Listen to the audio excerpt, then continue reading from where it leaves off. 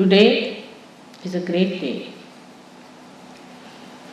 of Navaratri. We are sitting on the cusp of the 6th and the 7th.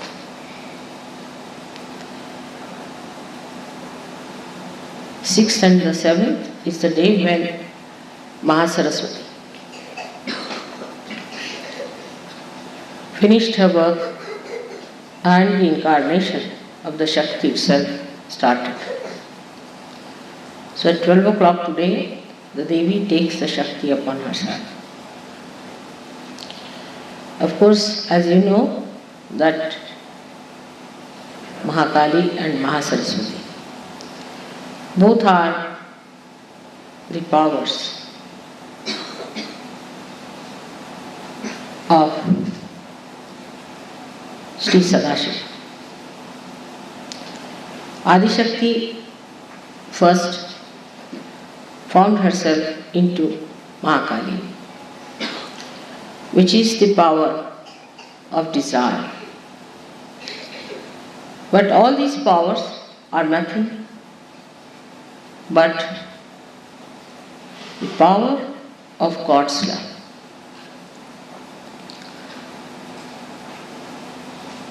So, in the series of this great love of God, Adishakti had to first become the power of desire. In the same way, SahajaYogis who are bestowed with this power of love have to have full desire in their heart. Desire to love. That desire is very different from the other kinds of human love you have known. In other kinds of human love, when we have relations with others, we have expectations, and that's why it is very disappointing. Our expectations always run higher than our understanding and realities. And so we suffer from disappointments and frustrations. And the love that has to be nourishing and fulfilling becomes a thankless job. So when it reflects in the human beings, it is the desire to be loved by everyone, not to love others. Everyone should love you, but how far you love another is the point. Naturally, everyone for oneself, so really nobody loves. But when it comes to real love, then sacrifice becomes a nature. You don't call it a sacrifice, but you call it a privilege. You say it's privilege to give love. It's a great chance that we can love. It's our great fortune that we can love. It's God's blessings that we can love and give. So the giving starts when you realize, not understand, but realize the love, the power of love in the person. That's the third power which starts expressing. Because after this, a person becomes active, creational. That's how the action of achieving that state of giving love starts. To begin with, we start activating in so many ways. As I said, we start expecting and thinking that we are loving others. We act for that. In that madness that others should love us, others should respect us, others should think we are great, they should recognize us. we start loving something else which is not sinful. So we go on first to money. Money becomes a very important one. We think that if we have money, people will love us. We become very powerful as moneyed people, as rich people. So we start accumulating money. We start loving the money. But money is not the truth. We don't love the truth. When we start loving the money, we start thinking about problems of money. Such people can become miserly to such an extent that even towards God they become miserly. They never have money actually, because if you cannot spend your money, you have no money. If it is not available, what's the use of having all the money? That's how they have problems. Because they love money and not the God Almighty. They're worried about money, but not about the truth. Then with that, they go to a second thing, is the power. They want to have the power, they want to become presidents, ministers and bureaucrats and all that. They want to have the power, they think by having great power, people will respect them and love them. But they get drowned in fear. What they get is fear. All the time they have fear. Also money people have fear. That's why in the Bible it is said that wages of sin is fear. What is sin? Sin is not to love the truth, is the sin. When you don't love the truth, then it is sin. So when you start getting worried about your positions,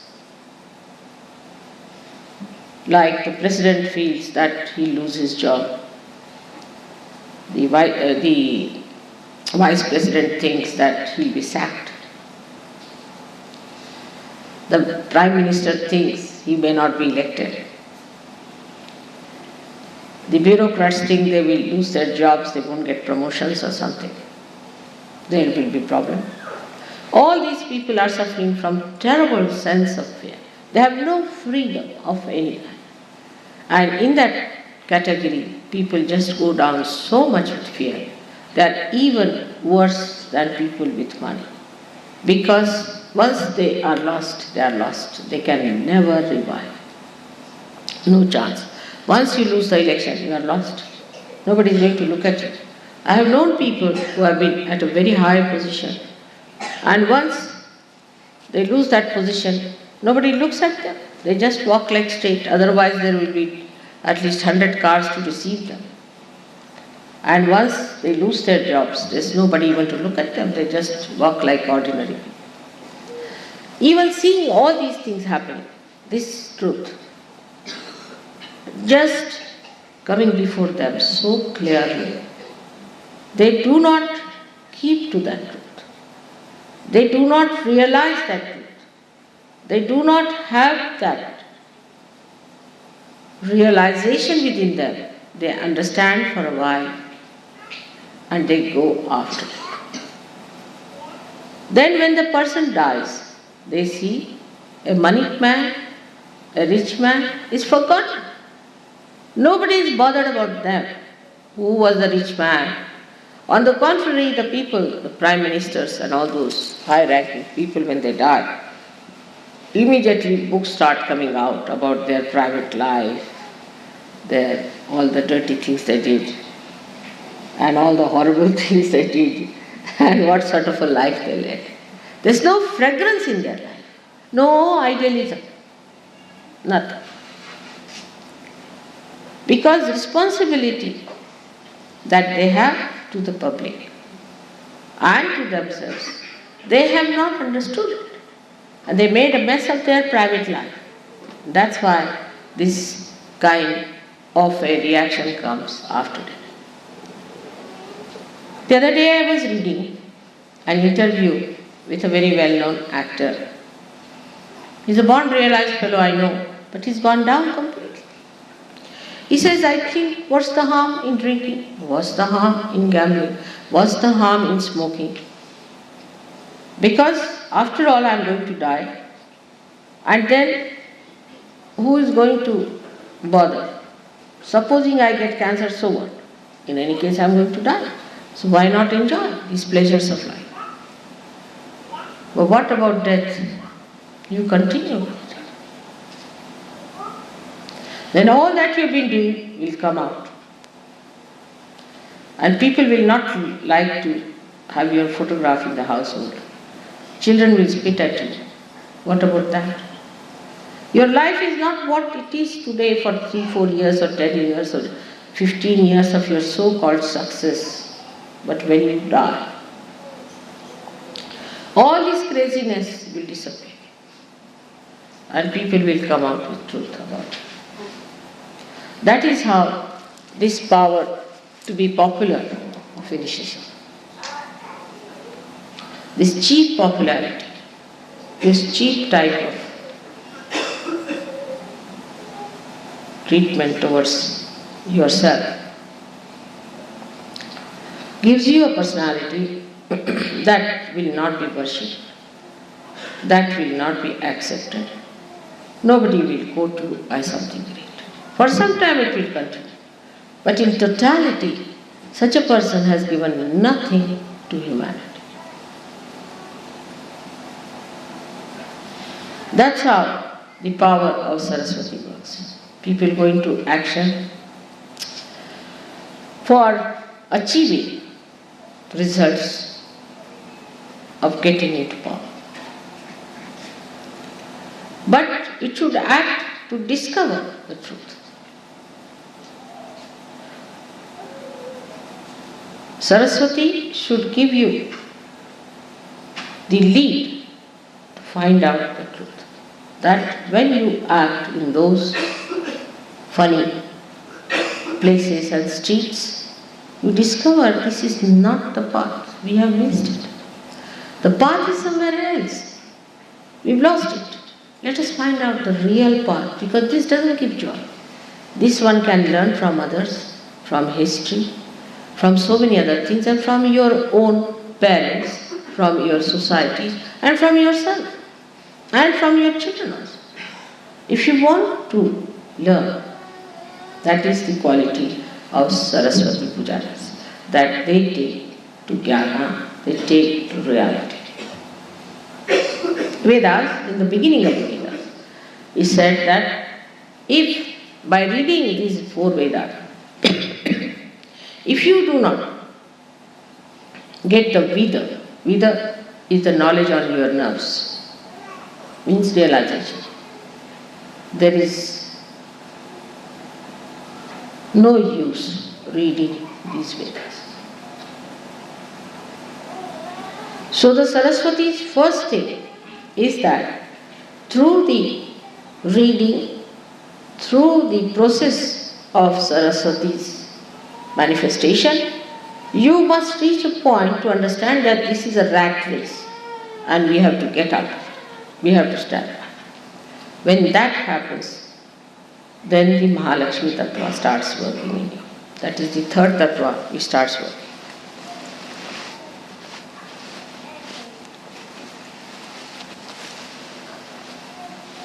Mahalakshmi Tattva then starts expressing its love in its full extent through evolutionary process in human beings. He starts evolving simultaneously. He sees on both the sides what's happening like a witness, and he uses his Mahalakshmi power. In the first part of the Mahalakshmi power, he starts getting out of the common rut of the family bondages and the other human bondages of power, money, lust. And he starts moving on a higher plane. He gives us a new idea of popularity by establishing the truth. Because through Mahalakshmi power, you discover the truth on your central nervous system, and ultimately it is the light of an enlightened brain.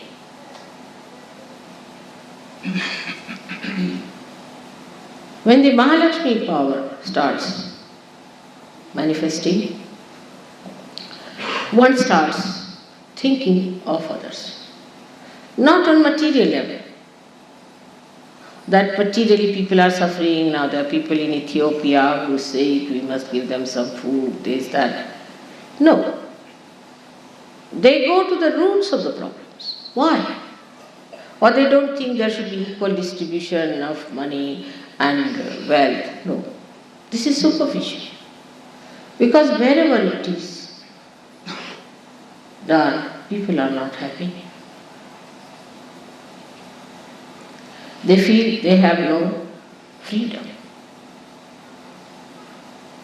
Those people who have money are not happy because they have a demonic life where they are free. They behave like demons. No sense of totality, no sense of collectivity. When they become like that,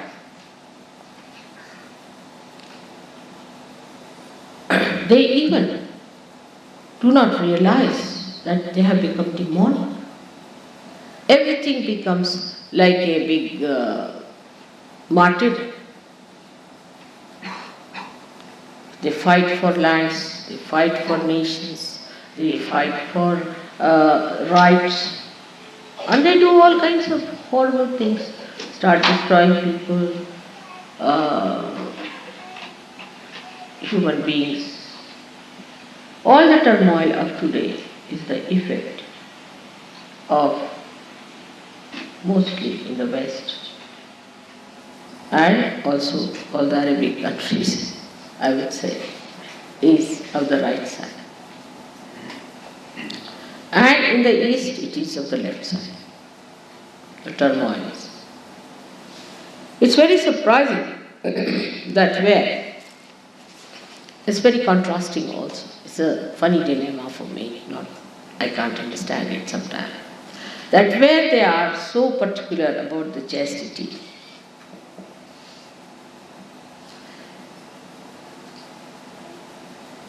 they become, when they are so much worried about chastity and everything, that they should have problem of the left side.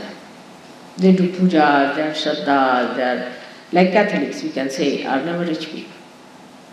You seldom, except in New Switzerland. I think here everybody is rich because they are so money oriented.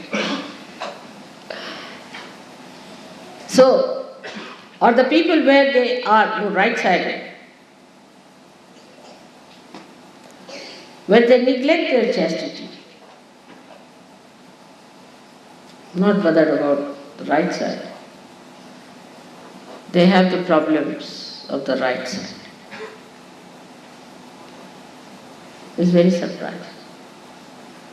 The reason is where they look after the chastity, but they go too much into it. Now supposing a person is doing a puja. He just goes on doing puja, morning till evening, without any activity. Very easy to do puja, isn't it? Just come down, somebody does puja for you, get the vibrations, nicely blessed, go home. Nothing to be done.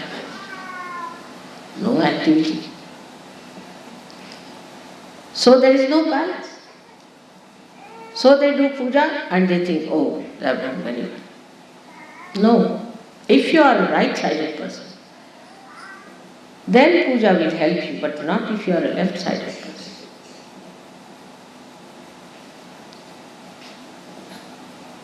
Puja does help. Of course, my puja will help. no doubt, in both the sides, because I am neither left nor right, nor anywhere.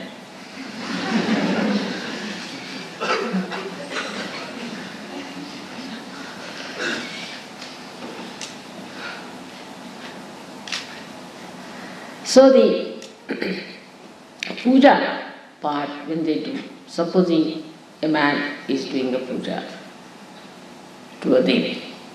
In India, they take a great courage to do puja to a Devi. You do not know that. Saptasati that we have, that thing when the people do, they get possessed. They can't understand. First of all, they have a statue of someone made by some horrible fellow. Then they do the puja of that goddess. They are God-fearing. Everything is good. We have got temples where there are also, we can say, swambhus from the Mother Earth, which are worshipped and should be alright, but no, they get possessed. Why? Because most of them, these temples are haunted by or haunted by spirits. Because they do all kinds of tantric things there. And when people go and do the pujas there, what happens to them? That they get attacked. They become more left-sided. Now the Muslims and others who believe in a God which is Nirakar, which is formless, they go to the right side. It's formless God. It's nice. Formless, everywhere is God. In me, in you, everyone, there is God. Everybody is God. Even if you are a devil, you are God. There's nothing wrong with anyone. Everybody is God. Starts on that principle. So they go on to supraconscious side. And they become demonic. Then they must fight because they are devils. Devils have to fight, otherwise how will they exist? They fight, they aggress, they go to other countries, aggress them, capture them. All the time they are thinking of aggressing others. In a subtler way they aggress. Nowadays the media is aggressive in the West. There are so many ways of aggression, and to them aggression is something, is very dharmic. For anything. They'll ask direct questions, arrogant, insulting, and cruel. They become cruel. That's how the turmoil starts, when we start using the power of Saraswati in a wrong way, or the power of Mahakali in the wrong way.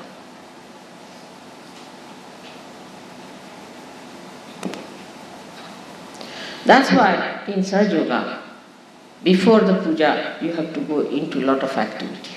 You have to decorate the hall, you have to get the flowers, you have to organize everything beautifully. Look at the roses, how beautiful they are. Then you start balancing yourself with all these activities you do.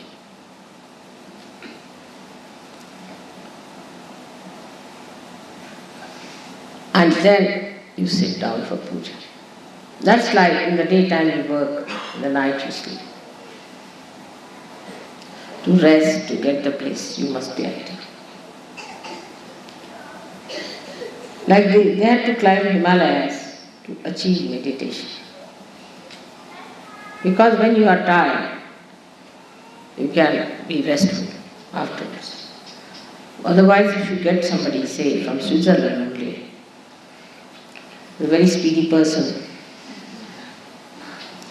for meditation, you'll have to put the glue on him to settle down, because he'll be frantic, all the time. He'll be all the time jumping.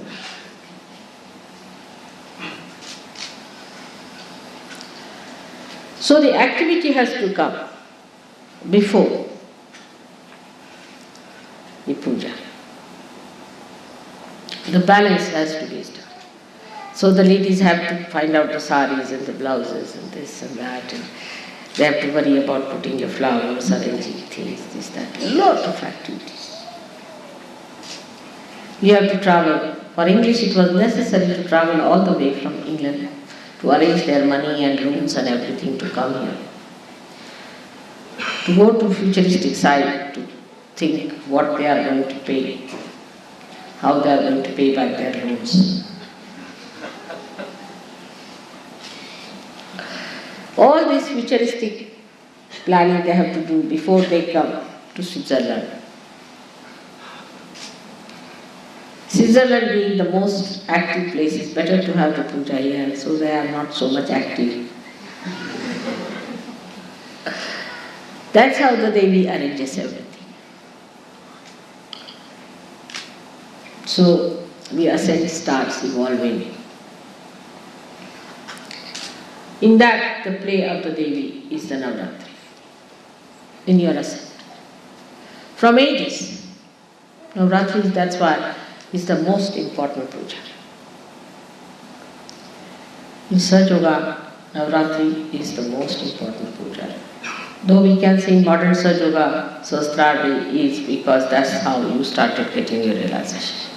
But if you go to the whole historical events of evolution, you'll find Navaratri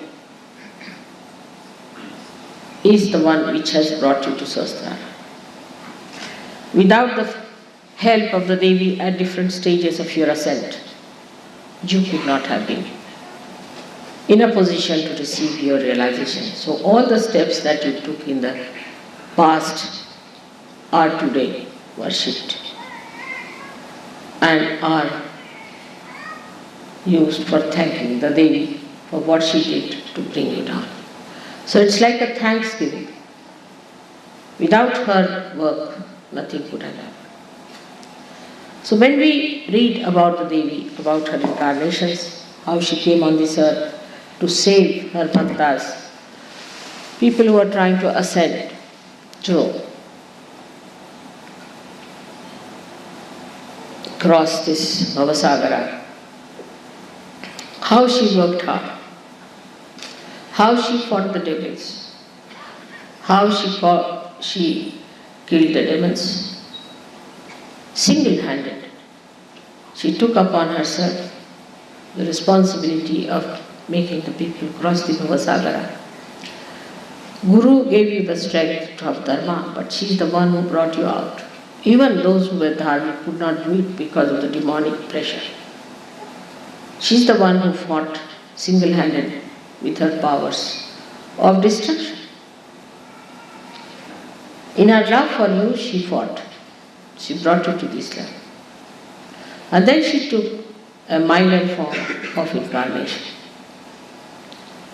Even during the time of all the gurus, she took the form of, as you know, Janaki was the daughter of Janaka. Then Fatima was the daughter of Muhammad Shah. And Nanaki was the sister of Nanaka. In those forms, these powers sustained and nourished the Guru Tattva. And later on, or sometimes simultaneously, they incarnated in milder forms to help human beings to rise. So today is the day of thanksgiving. As Guru Puja is a day of thanksgiving to your Guru, the one who has counseled you, the one who has told you about the truth, the one who has taught you the truth and has given you realization. And the Devi Puja is a thanksgiving where single-handed, just like a very loving mother, under her sari, she protected you, fought for you, fought with every enemy that is around. Every sword of problems that existed and ultimately brought you to Sahasrara level and then gave you realization. It's a real thanksgiving to the mother.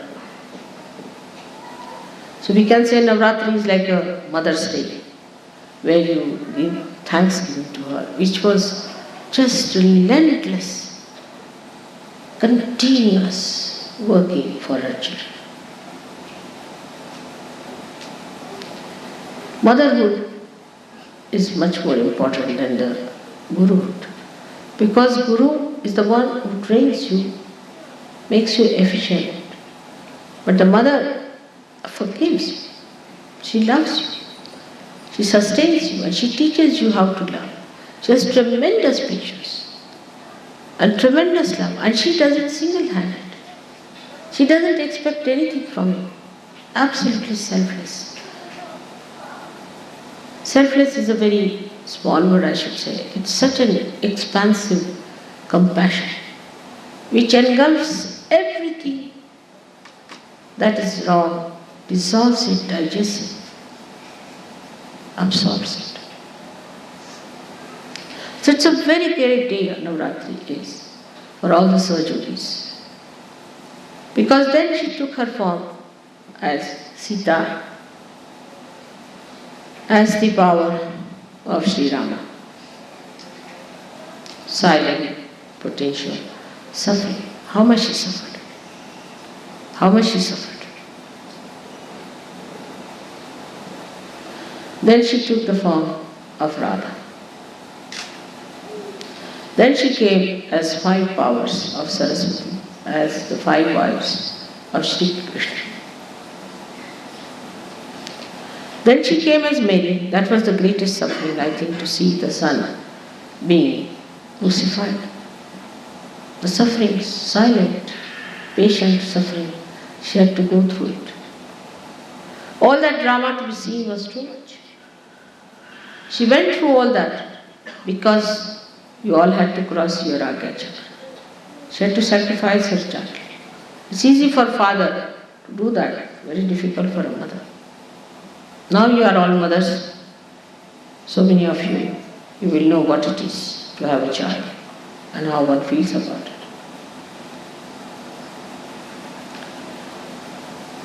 After doing that, she comes to the state where you have to give your realization.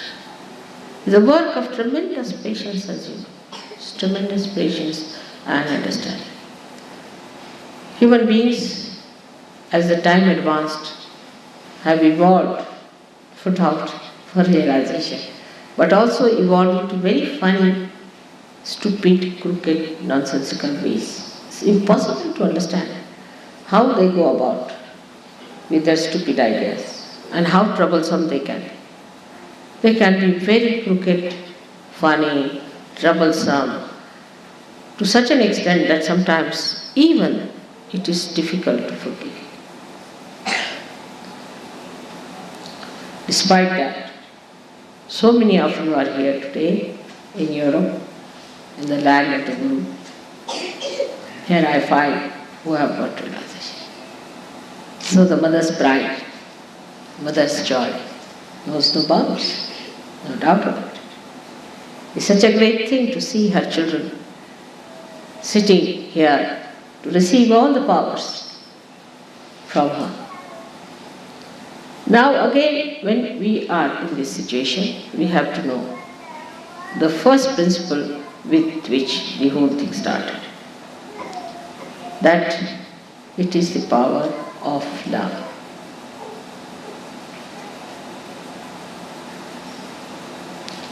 It is the power of love that has brought you to this state. And it's the power of love that you will express and manifest, you will evolve. Now, after coming to SahajaYoga, also the temptations become subtler and subtler. We try to do SahajaYoga. We try to spread SahajaYoga sometimes for the power's sake. Maybe you are lonely, so you want to have more Sahajyogis. Maybe you do it because you think that that's how you spread your powers. Even there are problems on leadership, I find ego problems there are. Somebody is appointed a leader, then another feels bad, this, that, all goes on. I see the drama going on. Like small children, they fight. What is this leadership? It's just artificial. It's not even noted in any newspaper.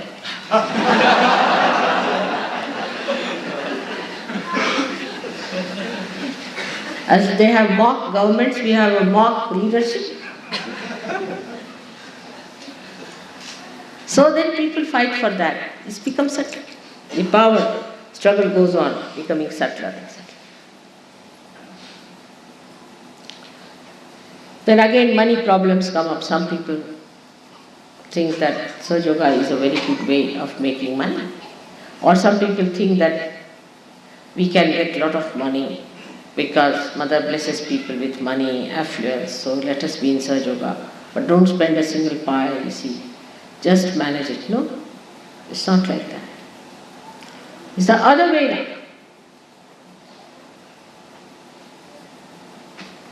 It's again another dilemma is that in India, which is a place of poverty compared to all of you, everyone donates money.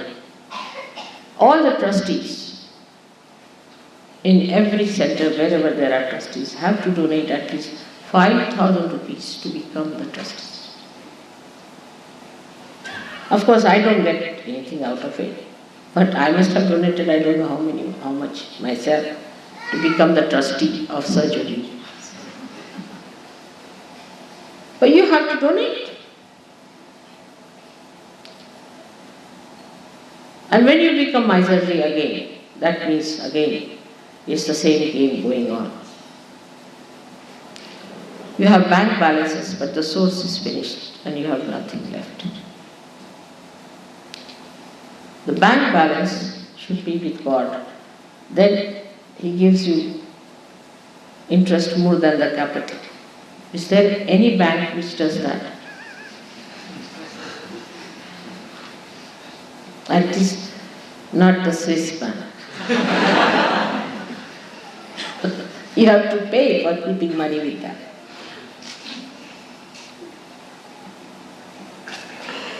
That's how it is. You should always try to go to the source.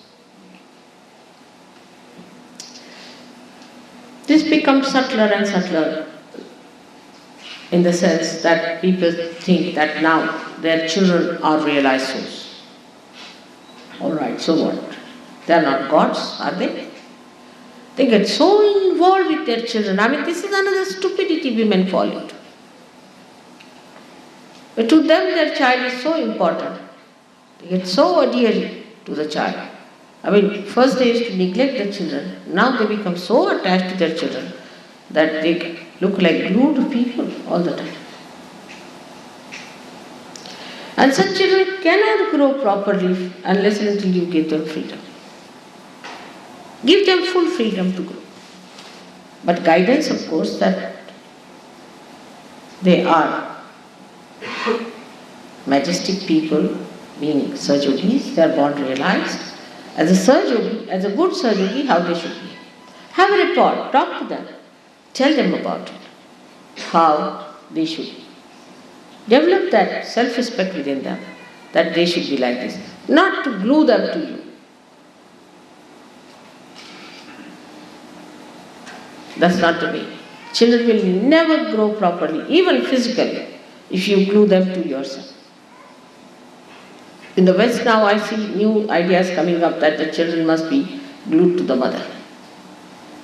This is from one extreme to another extreme. They'll become very left-sided. Even if they'll be grown up in age, they won't grow up in their brains. They won't grow up in their behavior if they are glued with the mother. If they cry for a little bit doesn't matter, but the children must be made to sleep away from mother. All the time, you should not carry your children in your life. There is no need at all. But this is not that the child wants, it's the mother who wants this kind of thing. And some fathers also have seen, glued down to their children.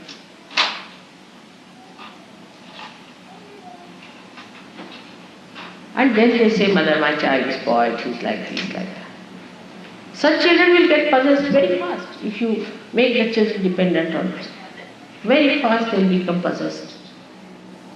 If you make them over independent, you are on your own. Like the other side was that when we were in Oxford, a girl of 7 years used to come and give us newspapers, and she was a daughter of a lord. At about 5 o'clock in the morning in that cold, she used to climb up all the way on a bicycle delivering those newspapers. And when I told her, Mother, what are you doing? It's very dangerous. This child is in danger. She's a girl. How can you do that to her? She said, no, she has to be on her own. So the one side is to be on her own, and another side is to glue them. Is again the same subtle attitude of possessiveness. It's possessiveness. This is my child. I must look after the child. The child is a realized soul. This time. Only your child is not realized soul. Everybody's child is a realized soul in search of. How much do you do for others' children? Or only you look after your own child? The custom should be, if you buy one thing for your child, buy 2 more things for another child. Buy better things for another child and less things for your child.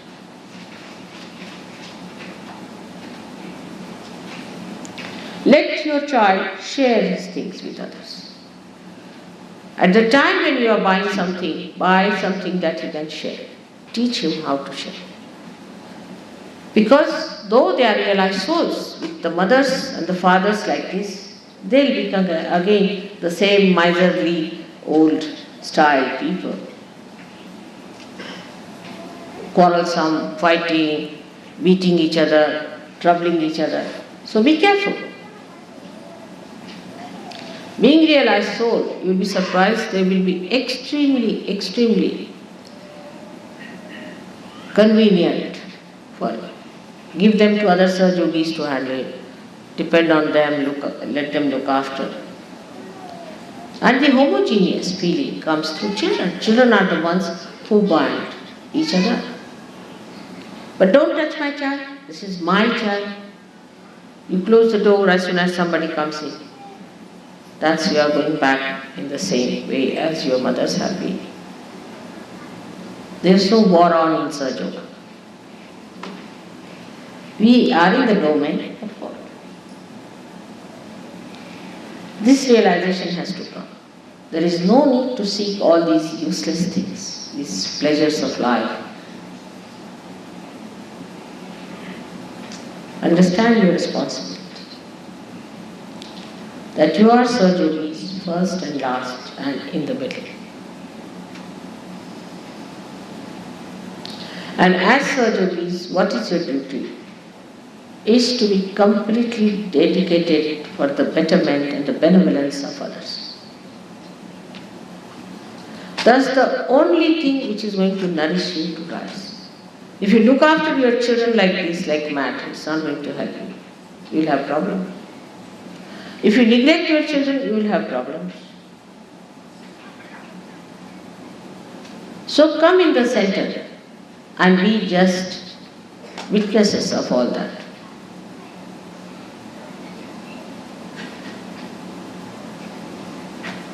It's a very common feeling in the beginning of every SahajaYogi who comes to SahajaYoga. They'll send me the list of 5 generations on this side and 5 generations on this side.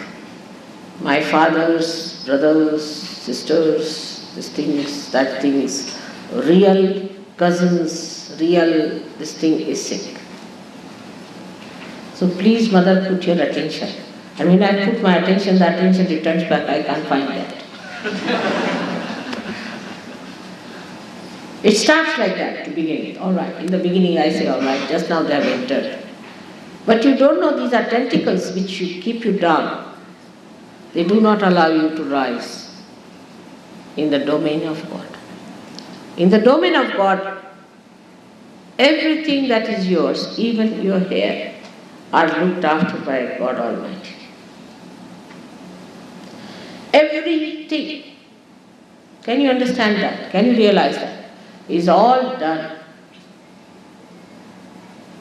by billions and billions and billions of powers of Adishakti.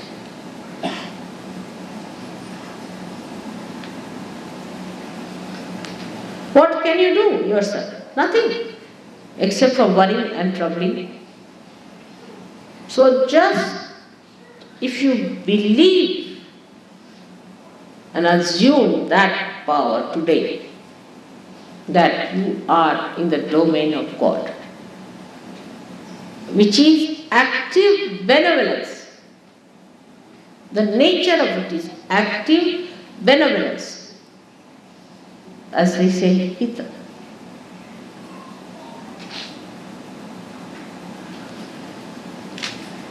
If you are sick, it is for your benevolence. If you are alright, it is for your benevolence. If you have money, it is for your benevolence. If you don't have money, it is for your benevolence. Everything does good for you in the domain of God. Do not judge it according to your own standards. Whom do you think to be a person who is benevolent in this world? Apart from me. Really, in the real sense of the word. Supposing you take a man who is very rich. Is he benevolent? No. Is he happy? No.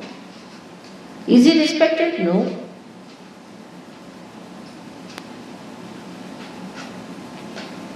At least he has to be a realized soul to be somewhere near that description. And if you have to ascend in the domain of God, you have to know that everything works through His power. Your activity, your inactivity, your sleep, everything is worked through His powers of love. Love can never harm, can never destroy. You go a little ahead of it, and it showers flowers of love. But understand your nature. Supposing you are a left-sided person. Mostly I have seen left-sided persons always want to do my pujas. And the right-sided persons are organizing. Do the other way around. Must know your nature. Give yourself a balance and then enter into the kingdom of God. Like you are entering into a door, say for example, and you have too much load on your back, meaning you are a left-sided person. Then take down the load from your back on your head and enter. But if you have too much on your head, put it on your back and enter. Because you are tired, you do it every day. Supposing this hand is tired, you put it on the left hand.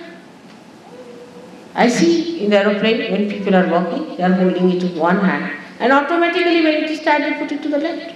Automatically, they are not Sahajyogis. In the same way, in life also, if you have done one-sidedness too much, try to do the other side and give yourself a balance.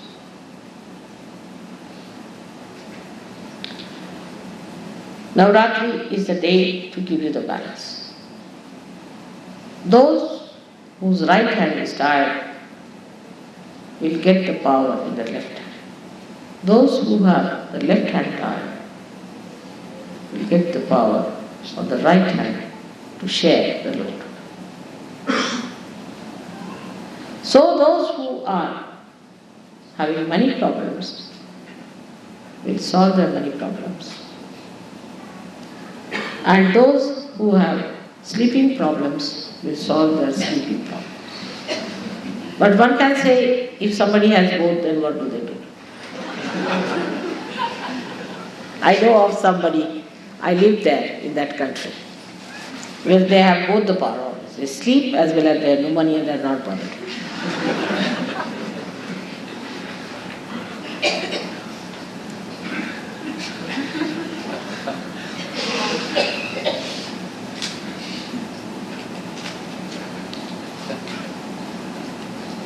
So, for such people, what should we do? Of course, I won't tell you, but one has to do something about it.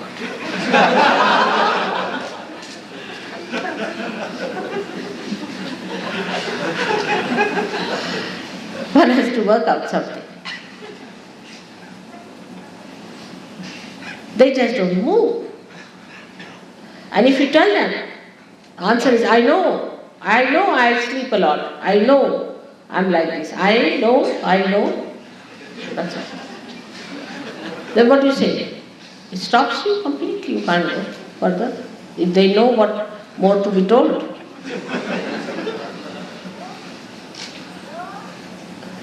This is a complete mountain there standing, just to finish you completely.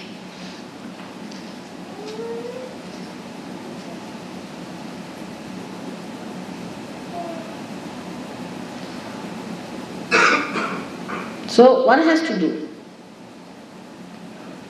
Everyone has to do so. Somebody is working it out. Somebody is doing some work. And another is not helping. Then that cannot be completed. It's a collective work. One person cannot do it. I've seen it happens like this. It's a collective. So we come to the position that Navaratri today is not the work of Mother only, which she did so far. It's the work of every one of us. I cannot do it single-handed. If I could, there was no need for you to be here. I would have built the aeroplane, put you there, push them somehow or other, lock it up and put you there. It's not possible. You all have to carry your own aeroplanes. Build it up and carry it yourself with dignity. Not like small children, so you have to mature. And for that maturity, it's a collective thing that has to take place. In the beginning in the school, all right, they'll teach you 2 plus 2 is equal to 4. But when you go to the college, you have to do it yourself. Solve the problem yourself. And that's what it is today. SahajaYoga is good to get your realization in these modern times. But the maturity has to take place. Otherwise it's useless. Up to the seed was all right, but once it is sprouted, it must become the tree, otherwise it's useless. And that all of you have to do together, helping each other, understanding each other. And everyone has to work it out. Even if one person suffers, I suffer.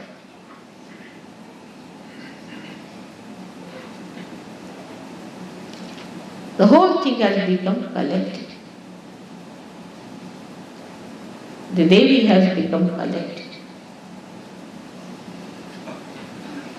It's a venture. It's a venture, I know. Too much of it. There was no other way out. It's like crucifixion of every part of your body, every cell of your body. But it's all right.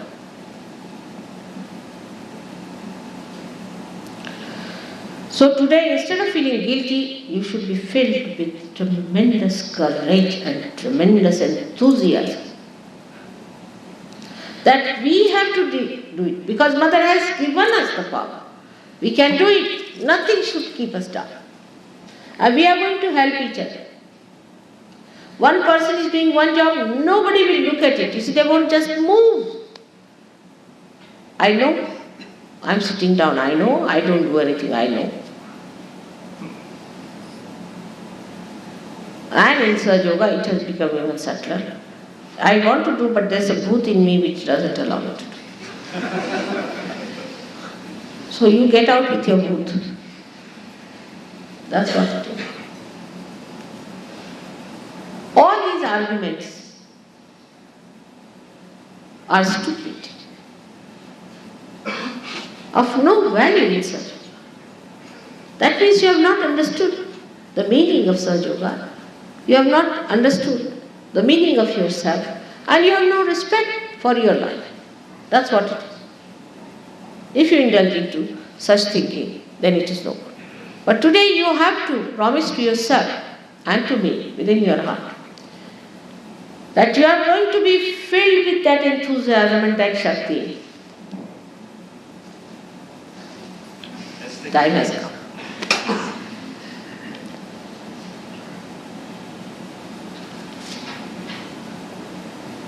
Which is going to make you real yogis. Complete dedication.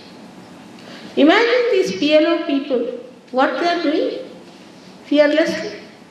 I mean, all kinds of people you see around even in Kali Yuga are so dedicated to something nonsensical. Why can't we be dedicated to something so sensible? They are not afraid of anything. They are daredevils. Why can't we become like that? What's wrong with us? So every one of us must have that enthusiasm, and I am an institution by myself. And I am going to do it. I am not going to take advantage of the ashram life, nicely settle down in the ashram, see, very good, cheap. No. We are all going to move out also and take up a place somewhere there. For the time being, ashram is all right. But then give more room to others are coming.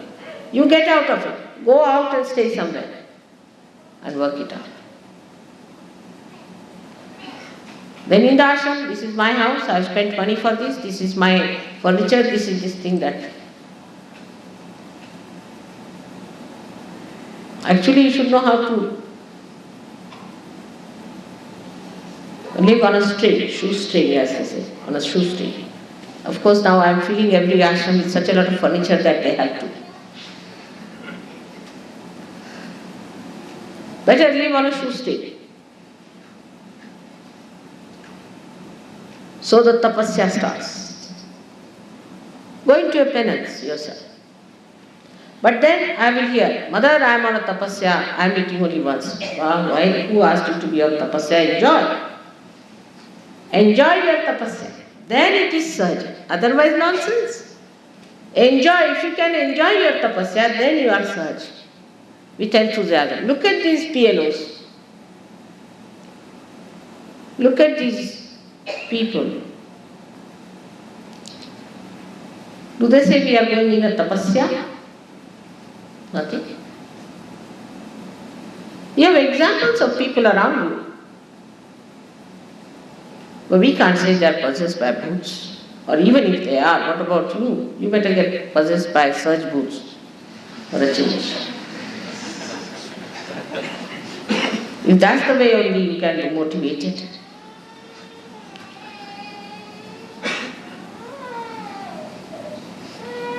So tell your mind, no explanations, nothing doing, I am going to show my worth.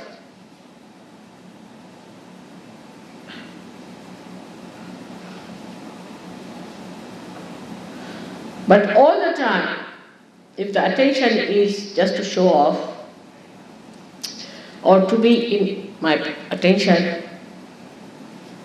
or to be in contact with me, to be writing to me or something, it's not going to help at all. I'm just a mirror. And you see within myself yourself in the true way. And also this mirror is full of Maya. So devil may look into this mirror and may look like a saint to him. If he has ego, he might look like a saint to himself. Or if he is a left-sided person, he might think he is the incarnation of Bhairava. Might.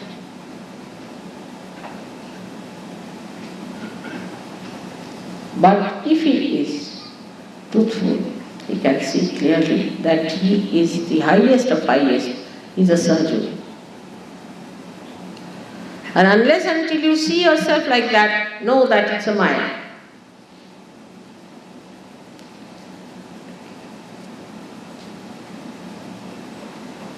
So to realize that you have achieved a lot by getting your realization of rising so much higher above all these petty ideas. Every idea is petty, whether it is economics, politics, philosophy, any ism, anything is all petty for a surgeon. Because none of them know even this much about God's domain. What are they talking about is economics.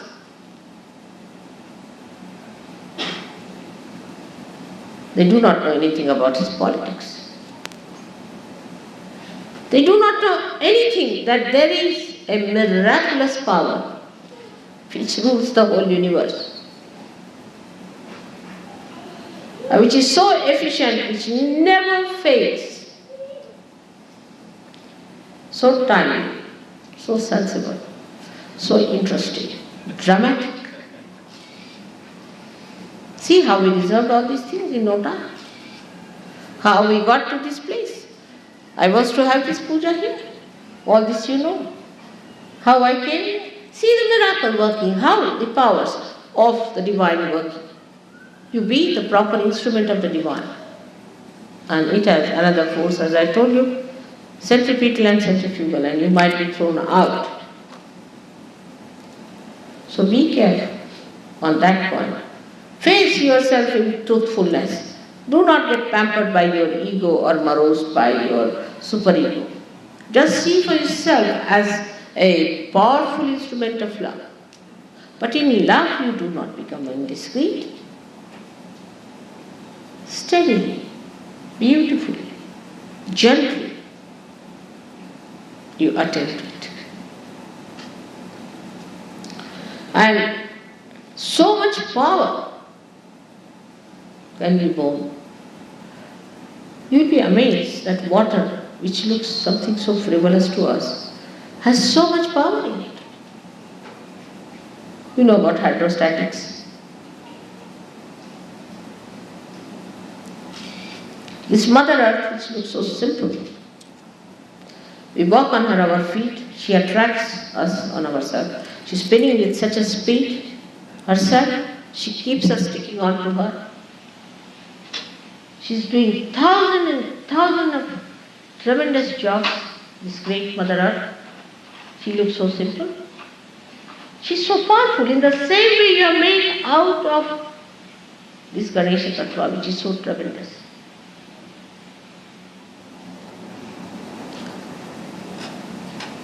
This Navaratri will give you that power.